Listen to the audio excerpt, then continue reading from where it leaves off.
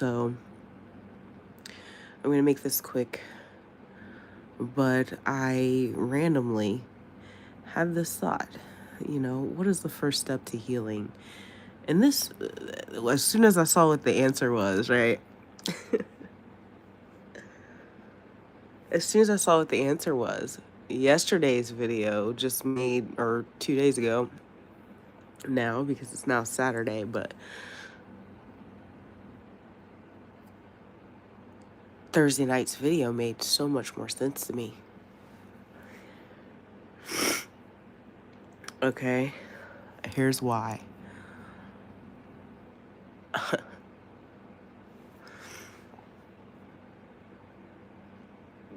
Acknowledging the truth is a difficult but necessary first step on the path to true healing. Okay, so I was telling everybody what differentiates me from you is that I don't have a problem with saying that I feel the need for closure at the end of a relationship, while everyone around is like, you don't need closure, I don't need that. And that's why I said it's a cope, right? Because it's not the truth for some of you. Some of you, the situation wasn't that serious, you really don't need it. But here's what it says. It is so much easier and much more emotional energy efficient to deal with the truth than to continue to hold on to the lies you and the rest of the world have been ingraining in your psyche. Let me tell you something. That is a sentence right there. That is a message, because we have been ingraining. I've even heard it in therapy, right? You can give yourself closure, but let's just remember something about therapy, medical science. I'm saying medical. I meant like healthcare, science, psychology, psychiatry. It's all evolving. Okay, they didn't even understand this epidemic of narcissism until recently, and they are still discovering and learning, right? Excuse me. So some people do not realize that the issue that someone is having coming to this closure issue is the fact that it's actually an aspect of abuse that you have no control over. Because you can rewire your brain. You can rewire your brain to tell yourself that you're worthy. I'm in control of my life. I'm in control of my destiny. You can tell yourself that. You can rewire that. But somewhere deep, deep, deep down in the subconscious, there will still be the question of, I wonder what happened there. 40 years later, I wonder what the real story was there. Even if you had a beautiful life after the fact, that wondering will affect you for life, right? So that little comment there was so profound to me, so it brings me back to some of the first comments that I made when I kind of started being on YouTube a whole lot. All right. And I remember there was a pastor who I saw one of his sermons, and he was talking about how narcissism, get away from them, Jezebel spirit, all this stuff. And I was like deeply moved by the message, because I felt like what it sounds like to me is complacency. You know what I'm saying? It did not sound like, let's attack this issue at the root. It did not sound like anything that would confront the spirit. It just sounded like, remove yourself, stay away. And there's nothing wrong with that, right? But as a collective, what we do instead is we tell ourselves a whole bunch of lies in order to cope. And one of those lies is that we don't need closure. So we are now complacent with the behavior of the narcissist, and we do not confront them, and we do not hold them accountable at all. And we move on, and the whole world, it said, what did it say? That was so profound. It said, oh, well, if I can remember my own passcode. It said, it is so much easier and much more emotional, energy efficient to deal with the truth than to continue to hold on to the lies you and the rest of the world have been ingraining into your psyche. So we have ingrained certain coping mechanisms into our psyche instead of confronting the beast.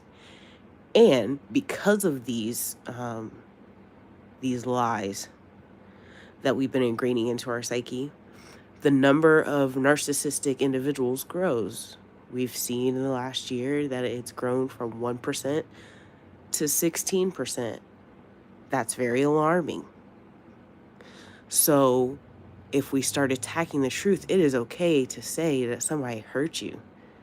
You know, a lot of you don't want to do that. You'd rather just sit and laugh at the person that's gotten hurt. But a lot of you have felt that hurt that I've felt. And I've felt it several times. You know what I'm saying?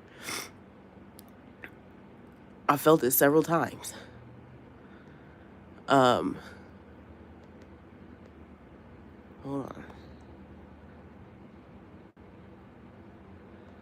But because you don't, acknowledge it, you get a whole collective of people going the wrong way and not confronting, the Jezebel spirit, narcissist. You're not confronting them and holding them accountable, and therefore the number keeps growing. The number keeps growing because we've ingrained ourselves with these coping mechanisms. So, one more thing too, I just saw something and I want to, I totally agree. Okay. So it was something where it's like, you can't be mad at how someone chose to respond to you when you did something wrong. And so I don't fully disagree with that. You know what I'm saying? So that's not what I'm mad about. I'm not, just in case anybody was wondering if that's what I'm mad about, because I think that to some extent, when it comes to G, to some extent, the way that he responded and reacted to finding out that I had an STD is warranted because of how long it took for me to speak on it, right? Where I'm struggling at is, okay, I'm telling you that I reacted out of fear, out of PTSD, right? And you tell me that's not an excuse. So when you react, because you also are reacting out of fear and out of PTSD, you have to give me grace now.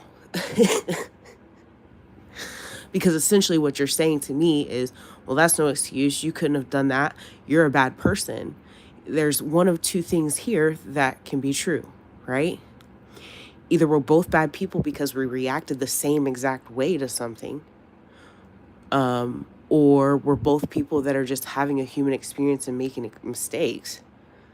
But the fact that you continue to try to brand me as bad for having a reaction of fear, and then when you do it, I'm not mad at you for doing it because I understand. What I'm mad about is that you did not try to rectify or apologize or try not to leave me alone in the shock of that, because I didn't do that to you. You asked me to leave you alone. I did. Then I came back appropriately and tried to work with you and help you through it. And I thought that I was owed the same thing because you were scared.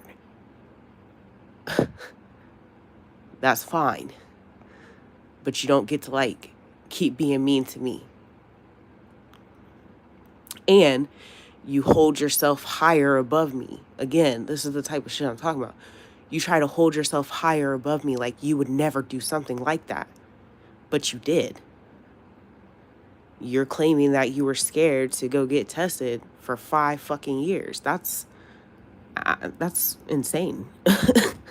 Bro, you trying to call me like mentally ill and shit like that.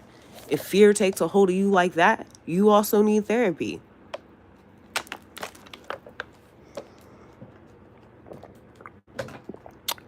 Anyway, that is the beginning of this video is actually more aligned to what the title of the video is, and I'm done now. I have like 2 more days left on this vacation and I'm soaking it up, but I need to go to bed now. So have a good evening.